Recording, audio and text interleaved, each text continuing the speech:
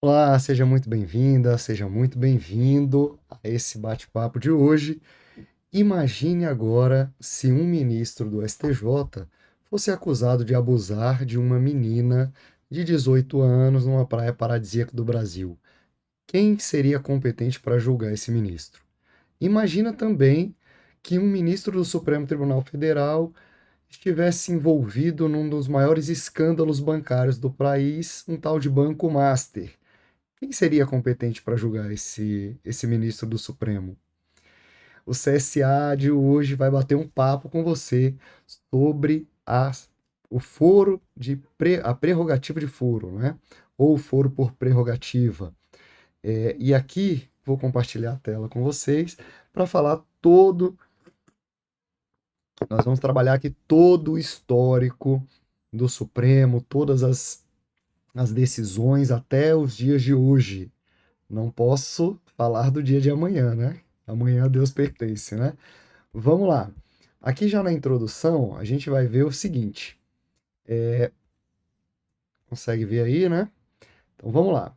O que é o foro por prerrogativa, né? Ou a prerrogativa de foro?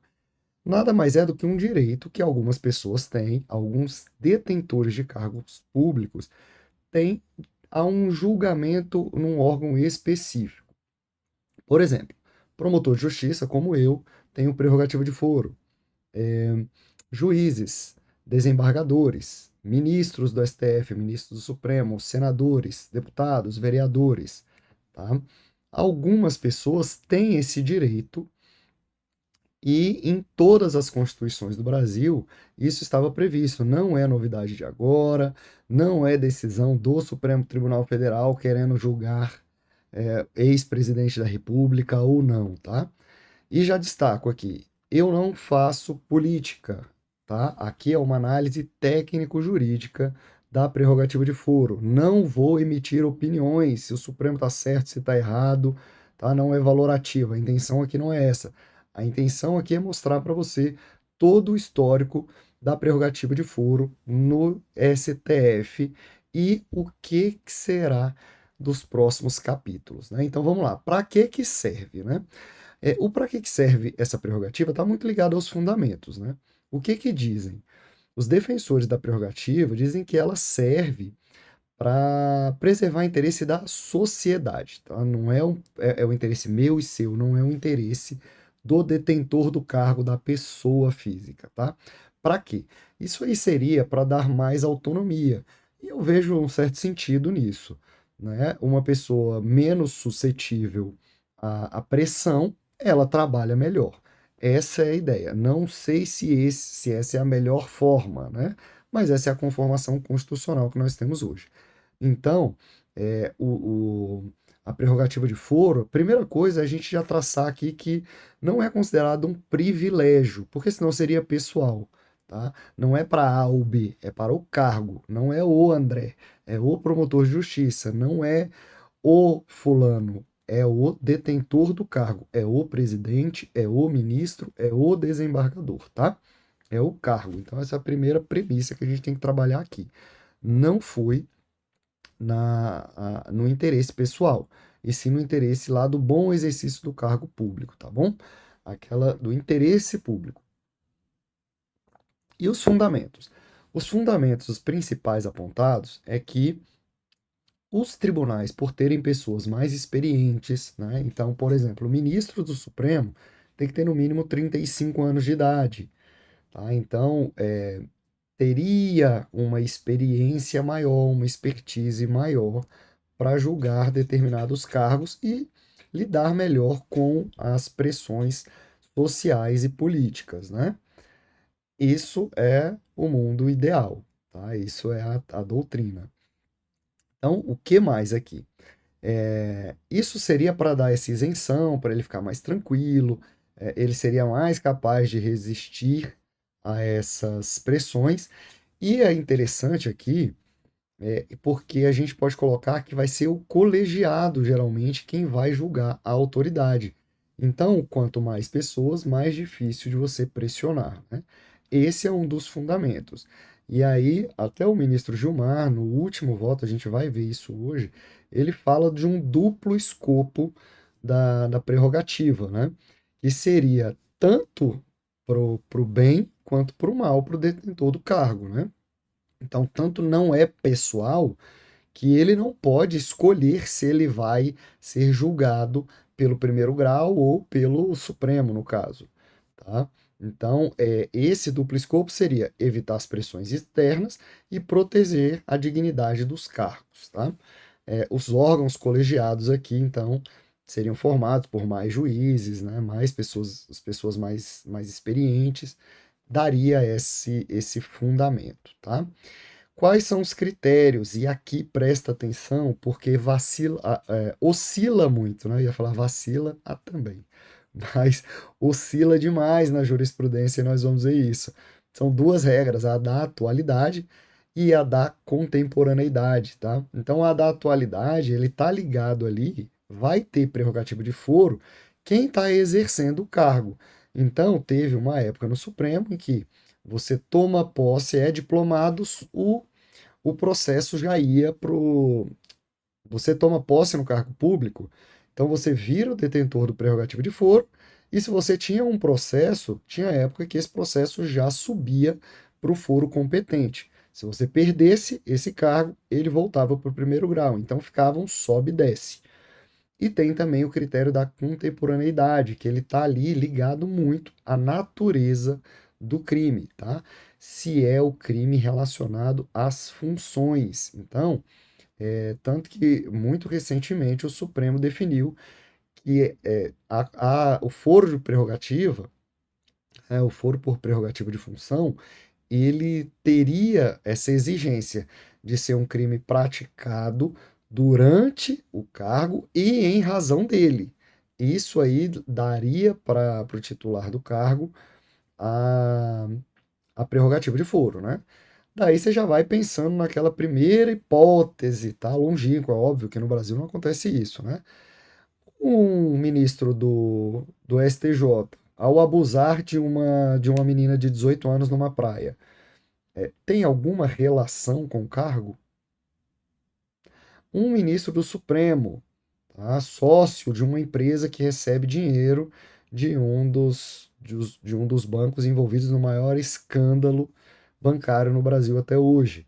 Tem relação com cargo? Eventual crime? Não estou dizendo que teve prática nenhuma de delito, hein? Não é o meu papel aqui, tá? Nós estamos falando sobre isso. Então, passada essa introdução, vamos ver como é que foi a jurisprudência do Supremo até hoje. E aí nós temos um histórico que vai desde 1900 e bolinha, tá? Vamos lá. Vou colocar na tela certinho aqui para você acompanhar comigo. Quem quiser depois, tá? Me manda lá entra em contato nas minhas redes sociais, no Instagram, no, aqui no Facebook, tá? Tá aí na tela para você. Entre em contato que eu te mando esse mapa mental para você ter uma ideia, tá bom? Então vamos lá. Bom, a jurisprudência, como eu falei, ela sempre oscilou bastante, né? Ela sempre foi para cima, para baixo, ela muda muito em relação à prerrogativa de foro, tá? E isso naquelas duas premissas que a gente viu, as duas regras, atualidade e contemporaneidade, né? Aí, o que que a gente vai ver aqui? Tinha a súmula, desde 1964, a súmula 394 do Supremo, a famosa 394, que aparentemente foi resgatada no ano passado, tá? Em 2025. E o que que dizia isso? Olha só, tá aí na tela para você, eu vou ampliar aqui. Cometido crime. Cometido crime durante o exercício funcional, prevalece a competência especial por prerrogativa de função, ainda que o inquérito ou a ação penal sejam iniciados após a cessação daquele exercício, né? Então era a regra da contemporaneidade. Praticou um crime ali no exercício do cargo, você teria a prerrogativa de foro sempre, independentemente se você saiu ou não, tá? Para que era isso? Lá na súmula 394 era para garantir a tranquilidade no exercício do cargo. Um dos fundamentos é que, olha só, depois que você sai do cargo, se você não tem mais foro por prerrogativa, você vai para o ostracismo, você fica suscetível a retaliações, né? Então, essa súmula baseava nisso. Ele falava, olha, a pessoa saiu do cargo, mas esse crime que ela está sendo investigado, processado, foi durante o exercício do cargo. Então, se a gente não resguardar essa prerrogativa, a pessoa que está no exercício, ela não vai ter tranquilidade para isso, tá?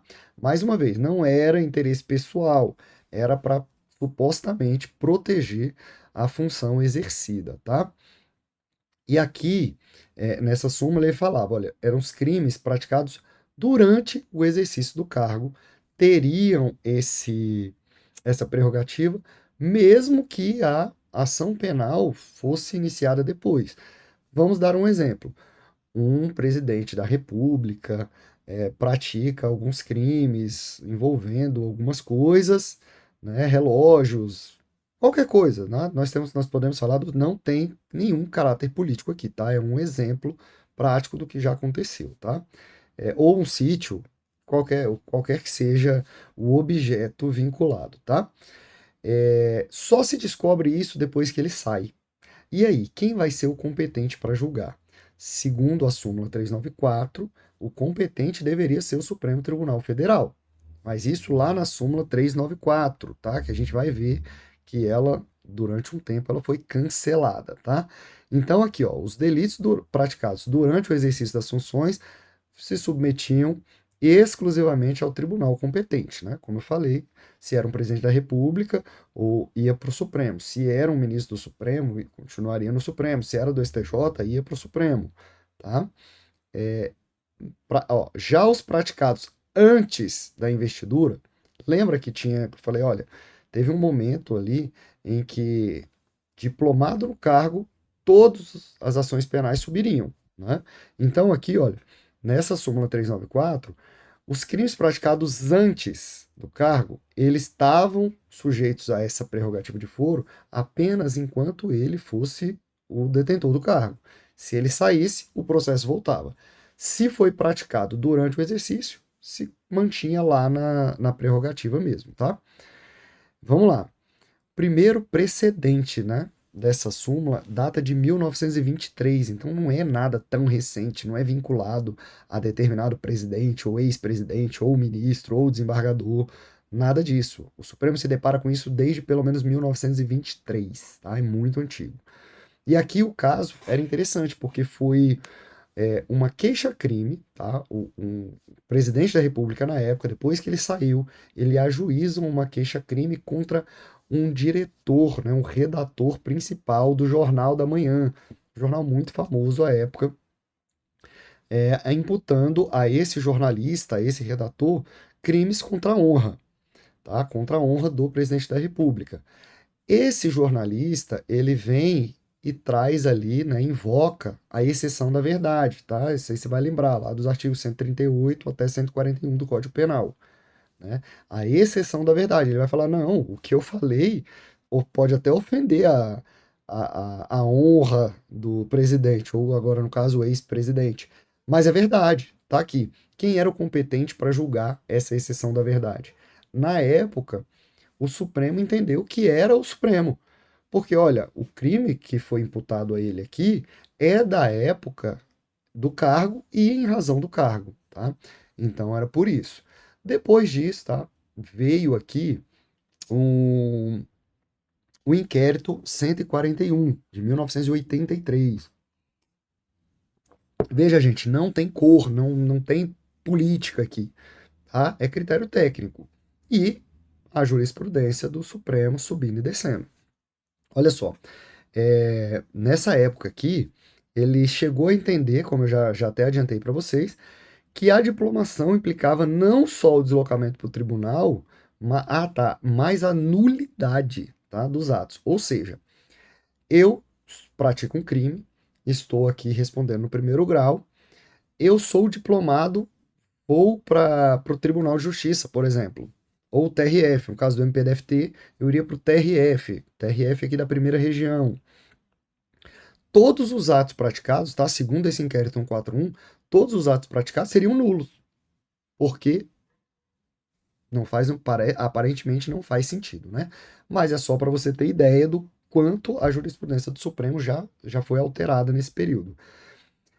Para corrigir esse, em tese, um equívoco, tá? O inquérito 571 do ministro Sepúlveda pertence vem e diz assim, olha, a diplomação, ele traz os autos para cá, o processo para o foro com prerrogativa, mas não prejudica o que já foi processado lá embaixo. Os atos judiciais praticados são válidos, tá? Eles não são nulos só porque mudou a competência. E aí tem aquela regra de competência, né? Competência, né? Que o juízo aparentemente competente, que nem era o caso, porque na verdade aqui era o juízo competente mesmo. Se você não tinha prerrogativa de foro e passa a ter só agora, todos os atos praticados antes eram válidos, né? Era o juiz competente, tá? Então, assim, ó, e nesse inquérito, o 571 ainda traz o seguinte, ó, se o fato do processo fosse anterior à diplomação, com a extinção do mandato, acabava também a competência e voltava para lá, né? Aqui já estava já se distanciando da 394. E aí vem o inquérito 687 para cancelar essa 394, tá? Ele revisa o 571 do ministro Sepúlveda e cancela a 394, né? A 394 dava aquela prerrogativa de foro para sempre, tá? Mesmo que você saísse do cargo, né? E aí, nesse inquérito 687 do ministro Sidney Sanches, em 99, ele cancela a 394 e decide que a prerrogativa de foro, mesmo para os crimes cometidos durante o exercício do cargo, só subsiste enquanto estiver no cargo. Acabou o cargo, tchau. Vai ver que isso muda agora em 2025, hein? Tá? E aí, olha lá, isso aqui foi maioria apertadíssima, foi 6-4. Tá? E o STF aqui ele rejeita uma proposta do ministro Sepúlveda que defendia a manutenção da súmula. Vai ver que isso é resgatado. A jurisprudência subindo e descendo. Né? E aí traz uma nova redação. Ó, cometido crime no exercício do cargo ou a pretexto de exercê-lo, então é relacionado ao cargo, prevalece a competência por prerrogativa de função, ainda que o inquérito ou ação penal sejam iniciados após a cessação daquele exercício funcional. Essa era a proposta do ministro Sepúlveda. E aqui no 687 do ministro Sidney Sanches, o STF consagra a regra da atualidade, tá? Da forma mais pura. Foro por prerrogativa de função, iniciava com a investidura. Então, foi investido no cargo, no caso, ou a diplomação, tinha a prerrogativa, já começava. Não tem, saiu do cargo, acabou também, tá? O foro prerrogativa. Não interessava a natureza do delito, bastava estar no cargo. Então subia tudo, descia tudo, tá? Então vamos lá. Em resposta aqui para esse movimento, o que o Congresso Nacional fez? Edita uma norma, tá? Edita uma norma e inclui o artigo 84 no Código de Processo Penal, para trazer de novo a súmula 364, né? Para ele estar aqui, para dizer, olha, mas só nos casos relativos à natureza do cargo ali, né? Relacionados ao cargo, né? Os crimes relacionados ao cargo. Então, diz aqui, ó, prevalece ainda que ó, o novo dispositivo estabelecia que a competência especial por prerrogativa de função relativa aos atos administrativos do agente, ou seja, relacionados ao exercício do cargo ou função, prevalece ainda que o inquérito ou ação judicial sejam iniciados após a cessação do exercício da função pública, né? E aí, aqui era para o legislador era perpetuar, a ideia era perpetuar os crimes funcionais, né? A prerrogativa para os crimes funcionais. Essa ADI que depois acabou com esse artigo 84, ó, 2797, foi ajuizada pela CONAMP, tá? E aí, o resumo desse 687, né, desse inquérito do ministro Sidney Sanches. Com investidura no cargo, você tinha o por prerrogativa, para todas as investigações e ações penais instauradas contra esse agente público, inclusive contra delitos praticados antes da posse, e os que não guardavam relação com as funções exercidas. Saiu do cargo, perdia essa competência, né? O Congresso Nacional, como a gente viu aqui na Lei 10.628, até tentou resgatar a 684 e perpetuar para os crimes funcionais. Não adiantou, porque na ADI 2797 o Supremo acabou com isso, né? E aí vem a P 396, né? Porque o que aconteceu? Esse aqui é o caso do ex-deputado Natan Donadon. Como tinha um sobe e desce, né? Se você foi diplomado, sobe. Se você perdeu o cargo, desce. O que que alguns deputados, senadores, alguns réus faziam? Bom, a competência está na minha mão. Eu escolho quem vai me julgar. Para quê? Como que eu faço isso? Eu renuncio. Eu fico aqui, renuncio, o processo volta, demora, vai demorar aquele prazo todo, depois eu sou reeleito, vou ficar subindo e descendo. Foi exatamente o que aconteceu no 396. Na véspera do julgamento, o deputado federal renunciou ao cargo e falou: remete para o primeiro grau que o Supremo não é mais competente. Veio a AP 396 e a ministra Carmen falou: negativo. Não é o réu que é quem escolhe a jurisdição e viola o juízo natural, tá? Então vamos fixar um marco. E aí vem o marco temporal na P 606, que é o do ministro Roberto Barroso, já em 2014. E ali eles discutiam três marcos. Recebimento da denúncia, ou seja, se o Supremo recebeu, o Supremo seria competente para julgar, independentemente se o cara saísse ou não do cargo. Inclusão do processo em pauta, relator lá, o presidente, no caso, né, inclui na pauta de julgamento, não interessa se ele renuncia ou não, tá? Continua sendo competente. Firma, né, fixa, perpetua a competência, né, pela prerrogativa de foro. Ou o fim da instrução. E aí você vai ver que prevaleceu na 606 o a regra do fim da instrução, tá? Então a renúncia não acarretaria a mudança desde que ela fosse posterior ao fim da instrução criminal lá no órgão de origem. Eu vou dar exemplo aqui do Supremo, né, para ficar mais claro para a gente. Mas isso vale para o Brasil inteiro, em todos os tribunais, tá? Outra coisa aqui, outro detalhe que a gente tem é a AP 937. A P937 aqui, também do ministro Roberto Barroso, ele volta a adotar a regra da contemporaneidade, mas limitada para os crimes praticados no cargo em razão do cargo.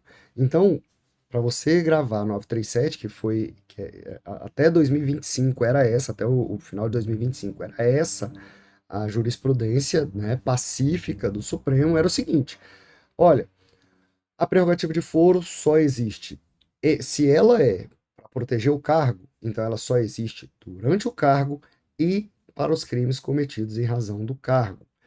E um dos principais fundamentos de toda essa oscilação, sobe e desce, é o quê? Quantidade de processos que o Supremo vai ter que julgar. É isso, basicamente isso. Tá?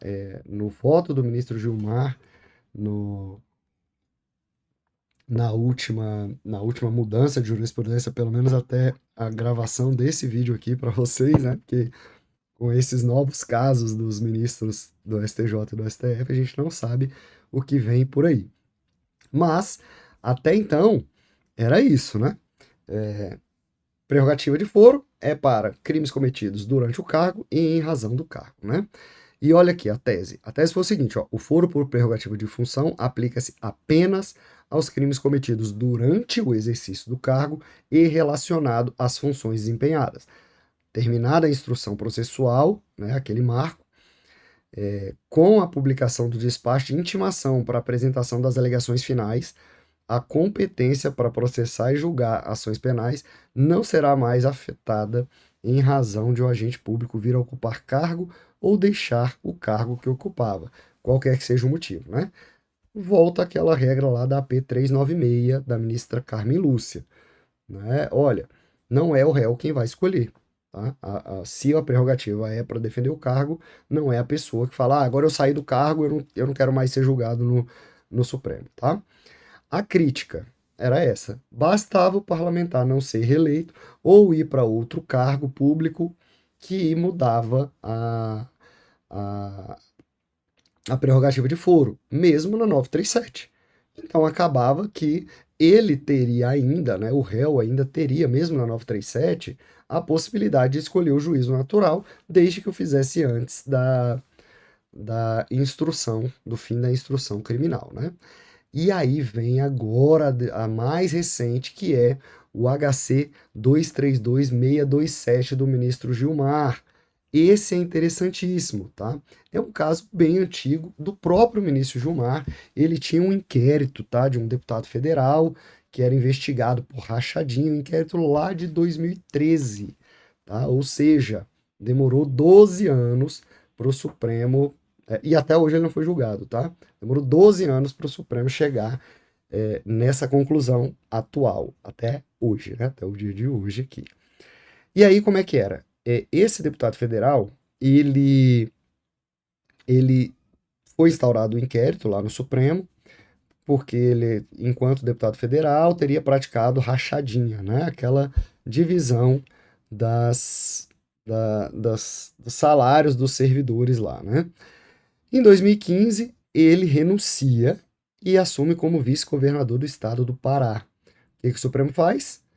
Manda descer, aplica lá o inquérito 687, né, ou aquele que a gente tinha visto, falou, olha, acabou, ele não tá mais no cargo, desce. Isso, ó, isso lá atrás, em 2015, tá? Não tinha ainda a P937. Em 2018, o desembargador, né, ele estava lá embaixo, porque ele estava no TRF, né, quando ele virou vice-governador, depois ele foi para o TRF, né, e aplica a 937 já em 2018 e manda para a Justiça Federal do Pará, primeira instância. Em 2021, a defesa impetra um habeas corpus, falando: olha, não é a Justiça Federal do Pará que é a competente, é a Justiça Federal do DF, porque o crime foi praticado lá na Câmara dos Deputados, quando ele era deputado federal. A rachadinha foi no gabinete, então é para lá. O TRF concorda com ele e manda para a Justiça Federal do DF. Em 2022, esse réu vira senador da República. Tá? E sempre em cargo público, tá? É ininterrupto. Ele foi deputado federal, vice-governador e depois vira senador da República. E aí volta lá para o Supremo e fala: Supremo, tô de volta. Sou senador, eu quero ser julgado aqui. E aí o Supremo agora vem com esse habeas corpus e fala: então peraí, vamos definir, porque tá errado esse trem, tá? Aí o ministro aqui traz o voto, o ministro Gilmar Mendes, belíssimo voto, tá? Tecnicamente muito bom. Não sei se está certo, se está errado, o critério valorativo não é comigo, mas tecnicamente ele diz o seguinte: olha só, a competência dos tribunais para o julgamento dos crimes funcionais vai prevalecer mesmo quando acabadas as funções por qualquer causa, seja renúncia, seja reeleição, seja mudança de cargo, cassação. Por quê? Se é em razão do cargo, cometido durante o cargo, logo é prerrogativa de foro, vai subsistir. Lembra lá da súmula 394, né? Da perpetuação da prerrogativa de foro, né? E aí o ministro diz, olha, eu não estou mudando nada da 937, tá? Eu só estou, nós estamos aqui aperfeiçoando, tá? Então, olha só, a saída do cargo, ela somente afasta o foro em caso de crimes praticados antes da investidura, tá? Ainda que não possuam relação com seu exercício, né? Quanto aos demais crimes funcionais, a prerrogativa de foro vai substituir, vai se manter. Ou seja, lembra da súmula 364 ou 394? Né? Como é que era? Lá na 394 era isso, olha, acabou o cargo, vai continuar, né? Continuava. Veio aquela lei do Congresso, inclusive, que a ADI 2797 tirou. E aí o Supremo vem dizendo, olha, se tem relação com o cargo, vai perpetuar. Se não tem, não perpetua, tá? Grava isso. E aí vem aqui, ó. Ele diz que não altera a jurisprudência atual, a da 937, porque continua sendo durante o cargo e em razão do cargo para ter prerrogativa. Pausa aqui, respira e lembra dos dois casos que a gente começou. Um ministro do STJ que abusaria, em tese, de uma moça de 18 anos, e um ministro do Supremo que, em tese, teria algum envolvimento, no caso do Banco Master. E aí você vai me dizer, é durante em razão do cargo? Aparentemente não, né? Mas vamos lá. O que diz aqui o voto ainda nesse HC? O ministro Gilmar diz, olha, a interpretação de que o foro especial deve ser concebido e aplicado em vista da natureza do crime, logo relacionado ao crime, né? Se a diplomação do parlamentar, e aí ele dizia, olha, não é o parlamentar que vai ficar subindo e descendo. Por quê? Porque ele diz assim, olha, se não é só o fato de ele ser diplomado no cargo que vai fazer subir o processo, também não é o caso de descer o processo só porque ele perdeu o cargo. Não faz sentido. Se é em razão da natureza do crime, um crime funcional, vai se perpetuar, ainda que ele não mais exerça a função, porque não estamos julgando ele, estamos julgando o cargo, entendeu? Esse foi o fundamento. E aí o ministro traz uma reflexão do nosso momento atual, né, nosso momento político atual importante. Ele fala, olha, nesse contexto aqui, né, de uma sociedade totalmente polarizada, com radicalismo político, social, em que as pessoas se perseguem, têm revanche, não dá para a gente simplesmente porque agora virou um ex-presidente da República que vai ser julgado, por exemplo, um ex-presidente da República ou um parlamentar da bancada bolsonarista é julgado por um juiz com viés de esquerda. Ou o contrário, um parlamentar da bancada de esquerda, de PT, é julgado por um juiz com viés, um juiz de primeiro grau, né? Com viés mais de direita. Então, esse revanchismo aqui, ele fala, fica muito perigoso. E aí ele lembra aqui do caso de quando surgiu a prerrogativa de foro para o advogado-geral da União, lá na época do FHC, nas privatizações, porque os pareceres jurídicos do advogado-geral da União da época eram favoráveis às privatizações, que é uma pauta de direita, e a esquerda tacava ação penal e investigação contra aquele advogado-geral da União no Brasil inteiro. Ele teria que se defender no Brasil inteiro. Logo, o Supremo falou: não, tem que ter aqui uma prerrogativa. Na verdade, não foi ele, né? Foi até uma medida provisória que criou a prerrogativa de foro. E falou: não, concentra pelo menos para ele ser julgado no Supremo, porque ele tem que ficar se defendendo no Brasil inteiro, tá? E aí cria essa para o cargo, não para a pessoa, né? E aí vem o caso dos juízes e promotores, que é tratado expressamente, aí que bonitinho, ó.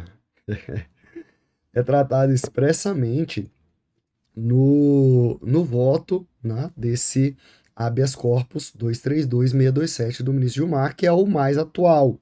Tá? Ele trata expressamente dos juízes e promotores. Por quê? Porque teve um caso, tá, aqui em que, ó, no RE, ele menciona aqui, tá, no RE 39.682, a segunda turma, isso em 1958, hein? 1958. Reconhece a competência originária do Tribunal de Justiça para julgar ex-juiz de direito acusado por atos praticados no exercício do cargo. Então ele mantém, o cara era ex-juiz, manteve a prerrogativa, isso lá em 1958. Depois vem o HC 32097, de 1952. Depois não, antes, né, no caso. O plenário aqui reconhece a prerrogativa de foro a desembargador e enfatiza que não se modificam as regras da competência pela aposentadoria, tá? Então, ou seja, mesmo aposentado, continuaria com prerrogativa de foro. E tem mais casos, tá? Vamos lá. Ó, caso importantíssimo é o 549.560. O que acontece aqui?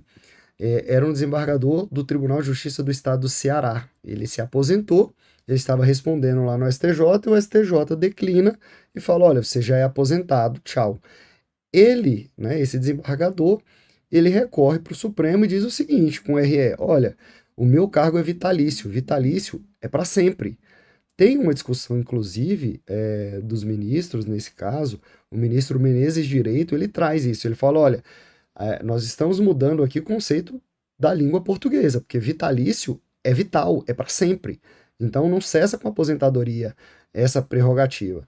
Ele ficou vencido, o tribunal entendeu que não, tá? Que essa vitaliciedade ela é uma garantia durante o cargo, tá? Saiu do cargo, você não é mais vitalício. Tá?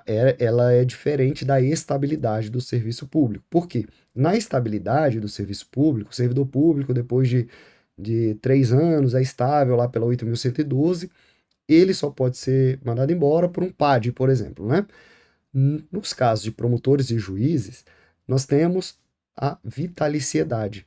Depois de 2 anos de exercício, depois da vitaliciedade, a gente só pode ser mandado embora por uma, né, a gente só pode ser demitido por uma decisão judicial.